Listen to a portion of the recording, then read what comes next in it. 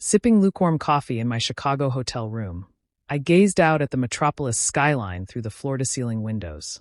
The afternoon was calm, just meetings, emails, and no checks. An essential task sat on my plate, yet I did what anyone would do with a few minutes of free time. I picked up my phone and started browsing Facebook. That's when I saw it. A new post.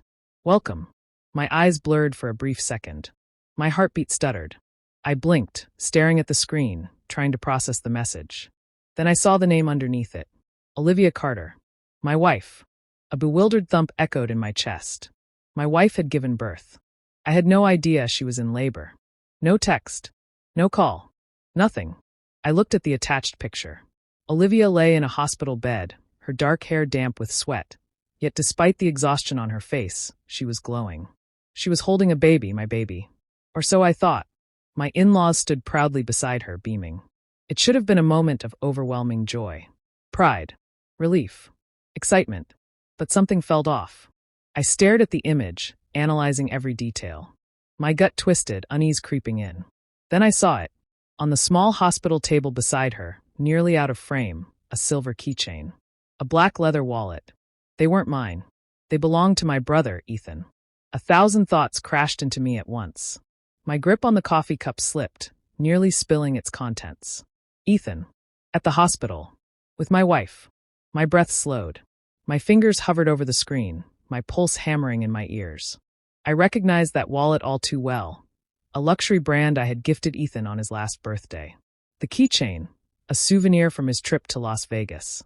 A suffocating heat climbed up my neck. I forced my eyes back to the caption. Little angel. My stomach turned. Ethan had been there when my wife gave birth.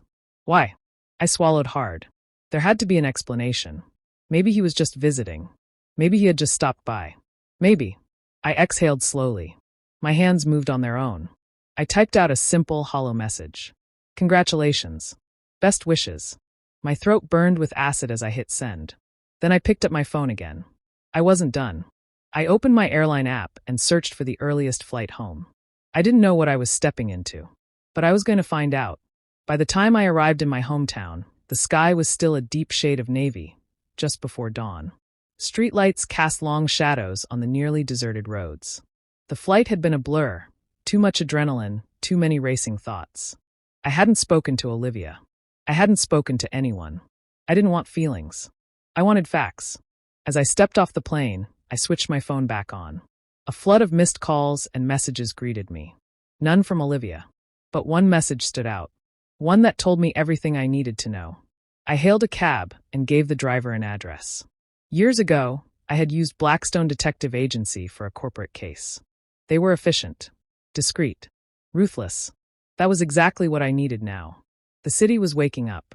Workers streamed into high-rises, coffee carts lined the sidewalks. Life continued as usual. But for me, everything had changed. As I entered the dimly lit lobby of the agency, the scent of aged wood and stale coffee grounded me. A woman in her 50s, glasses perched on her nose, looked up. Mr. Carter, she greeted me, voice calm. It's been a while. John Blackstone is expecting you. I nodded and followed her down the hall. John Blackstone looked exactly the same. Tall, broad-shouldered, gray at the temples. A man who had seen too much to be surprised by anything anymore. He shook my hand, studying me. What can I do for you?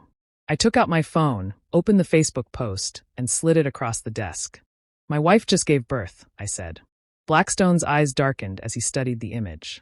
I tapped the screen, zooming in on the keychain and wallet. They belonged to my brother. Blackstone nodded, his expression unreadable. Slowly, he took out a notepad. Tell me everything. I did. Or rather, I told him what I thought I knew. Blackstone listened in silence. Then he spoke.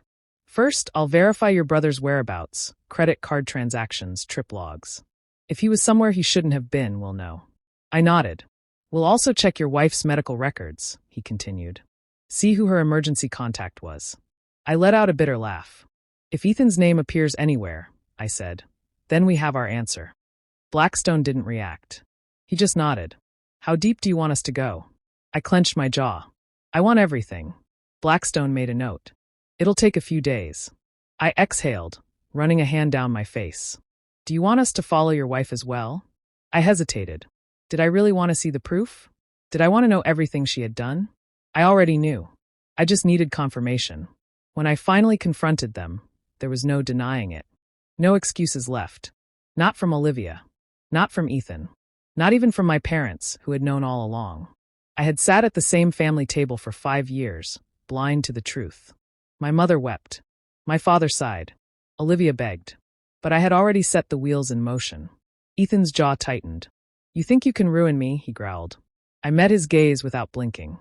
"I think you ruined yourself." I turned to my parents. My mother's tear-streaked face nearly broke me. But only for a second. "I don't have parents anymore," I said. She parted her lips to protest, but I was already standing.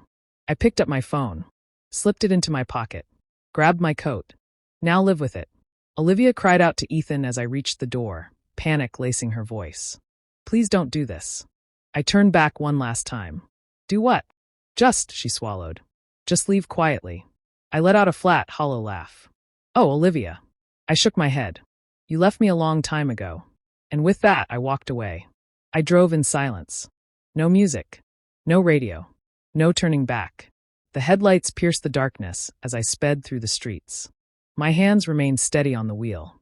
My breathing was controlled. My mind was sharper than ever. It had gone exactly as I had anticipated: shock, denial, feeble justifications, begging. But I hadn't given them everything. I had left the conversation unfinished. Because I needed to see what they would do next. My phone rang on cue. I didn't need to look to know who it was. "Olivia." I smirked and shook my head. "Not anymore."